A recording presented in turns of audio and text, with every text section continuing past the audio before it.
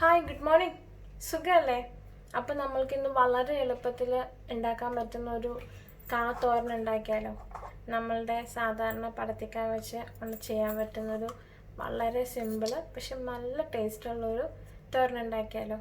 അപ്പോൾ അതിന് വേണ്ട ഇൻഗ്രീഡിയൻസും അതിൻ്റെ പ്രിപ്പറേഷനും നമുക്ക് നോക്കാം. നമുക്കിതിലേക്ക് ആവശ്യമായിട്ടുള്ളത് ഇതൊരു 4 കായ അരിഞ്ഞു വെച്ചേക്കുന്നതാണ്, ഇങ്ങനെ ക്യൂബ്സായിട്ട് അരിഞ്ഞു വെച്ചേക്കുന്നത്. ഒരു 5 അല്ലി ചുവന്നുള്ളി, 2 അല്ലി വെളുത്തുള്ളി, 2 വലിയ പച്ചമുളക്, കുറച്ച് കറിവേപ്പില, ഒരു പിഞ്ച് ജീരകം, ഒരു 2.5 ടേബിൾ സ്പൂണോളം തേങ്ങ.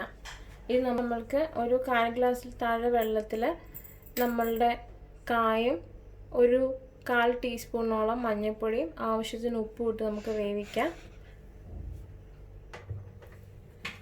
നമ്മളിതിലേക്ക് ഒരു 1/4 ഗ്ലാസ്സിൽ താഴെ വെള്ളവും നമ്മളുടെ മഞ്ഞൾപ്പൊടിയും ഉപ്പും ചേർത്തു.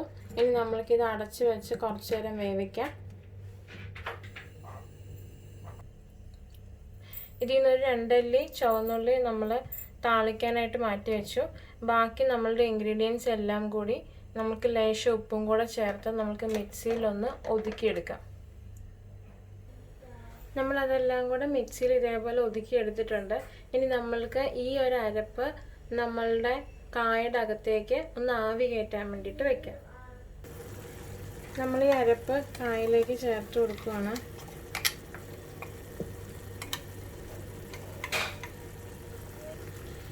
നമ്മൾ അരപ്പ് ചേർത്ത് കൊടുത്തു. ഇനി ഇത് ഇളക്കാതെ ഇതേപോലെ ഇതിൻ്റെ മേളിലേക്ക് ഇങ്ങനെ എടുത്ത് വെച്ച് ഈ അരപ്പ് നമുക്കൊന്ന് ആവി കയറ്റിയെടുക്കാം. ഇനി ആ വെള്ളം പറ്റുന്നവരെ ഇതിപ്പം നമ്മളിപ്പോൾ വെച്ചിട്ട് അധികം നേരം ആയില്ല, കാ വെന്തിട്ടില്ല. ഒരു 2-3 മിനിറ്റ് ആയുള്ളൂ നമ്മൾ കാ അടച്ചു വെച്ചിട്ട്. അപ്പോഴത്തേക്ക് നമ്മൾ ആ സമയം കൊണ്ട് നമ്മൾ അരപ്പിനകത്തേക്ക് ചേർത്തിട്ട് ഇതേപോലെ ഇളക്കാതെ ഇങ്ങനെ എടുത്ത് നമ്മൾക്കിതൊന്നുകൂടെ മൂടി വെച്ച് ഈ അരപ്പൊക്കെ നന്നായിട്ടെല്ലാം വെന്തിരിക്കും. അങ്ങനെ അതിന് ശേഷം വെള്ളമെല്ലാം പറ്റിയതിന് ശേഷം മാത്രം നമ്മൾ ഈ അരപ്പ് ഇതിലേക്ക് മിക്സ് ചെയ്യത്തുള്ളൂ. അപ്പോൾ നമുക്ക് മൂടി വെച്ച് ഇത് നമുക്ക് വേവിച്ചെടുക്കാം. ഹൈ ഫ്ലെയിമിൽ വെക്കരുത്, മീഡിയം ഫ്ലെയിമിൽ വെച്ചിട്ട് വേണം നമ്മളിത് വേവിച്ചെടുക്കാനായിട്ട്. അപ്പോൾ ഇതിന് കുക്കായി വരട്ടെ. നമ്മളുടെ അരപ്പും കായൊക്കെ നന്നായിട്ട് വെന്തു, വെള്ളമൊക്കെ തീർത്ത് പറ്റി. ഇനി നമ്മൾക്കിത് നന്നായിട്ടൊന്ന് മിക്സ് ചെയ്ത് കൊടുക്കാം.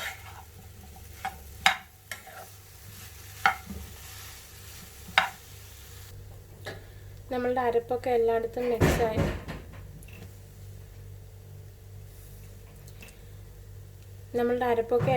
മിക്സായി. ഇനി നമ്മൾക്ക് ഇതിലേക്ക് കടുക് താളിച്ചിടാം. ചൂടായ പാനിലേക്ക് നമുക്ക് കുറച്ച് എണ്ണ ഒഴിച്ചു കൊടുക്കാം. എണ്ണ ചൂടായതിന് ശേഷം നമുക്ക് ഇതിനകത്തേക്ക് കടുക് ഇട്ട് കൊടുക്കാം. ചൂടായ എണ്ണയിൽ നമ്മൾ കടുക് ഇട്ട് കൊടുത്തു. കടുക് പൊട്ടിയതിന് ശേഷം നമ്മൾ ചെറുതായിട്ട് അരിഞ്ഞു വെച്ചിരിക്കുന്ന ചെറിയുള്ളി, കുറച്ച് കറിവേപ്പിലയും കൂടി നമ്മൾക്ക് താളിക്കാനായിട്ട് ചേർത്ത് കൊടുക്കാം.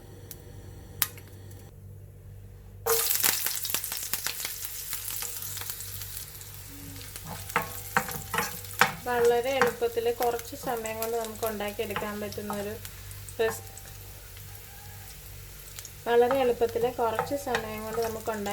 പറ്റുന്ന ഒരു കറിയാണിത്. നല്ല ടേസ്റ്റുമാണ്. നമ്മുടെ തേങ്ങയൊക്കെ ഒതുക്കി അതിനകത്ത് വെളുത്തുള്ളിയും ചുവന്നുള്ളിയും ജീരകവും അതിൻ്റെ ഒക്കെ ഒരു രുചി അതിനകത്ത് ഉണ്ടാവും. അതൊന്ന് ആവിക്ക് വയ്ക്കുമ്പോൾ അതിനൊരു പ്രത്യേക ടേസ്റ്റ് തന്നെ ഉണ്ടാവും. അരപ്പിൽ ചുവന്നുള്ളിയും വെളുത്തുള്ളിയും നമ്മളുടെ കറിവേപ്പിലയും പച്ചമുളകും ആ ഒരു ജീരകത്തിൻ്റെയും ഒക്കെ അതൊക്കെ ഒന്ന് ആവിക്കിരുന്നതിൻ്റെ ഒക്കെ ഒരു പ്രത്യേക ടേസ്റ്റ് തന്നെയാണ്. അപ്പോൾ ഇതെല്ലാവരും വീടുകളിൽ ട്രൈ ചെയ്ത് നോക്കുക, എല്ലാവർക്കും ഇഷ്ടപ്പെടും. വളരെ എളുപ്പത്തിൽ നമുക്ക് കുറഞ്ഞ സമയം കൊണ്ട് ഉണ്ടാക്കിയെടുക്കാൻ പറ്റുന്ന ഒരു ഐറ്റമാണിത്.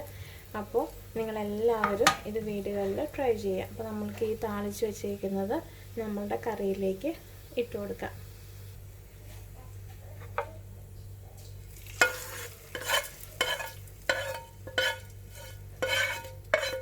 എല്ലാവരും ട്രൈ ചെയ്തിട്ട് എല്ലാവരുടെ അഭിപ്രായങ്ങൾ നിങ്ങളുടെ കമൻറ്റുകളായി എന്നെ അറിയിക്കുക. അപ്പോൾ നമ്മളുടെ കാത്തോരൻ ഇവിടെ റെഡി ആയിട്ടുണ്ട്. വളരെ സിമ്പിളായിട്ട് ചെയ്യാൻ പറ്റുന്ന ഒരു റെസിപ്പിയാണ്. ആർക്ക് വേണമെങ്കിലും ചെയ്യാം.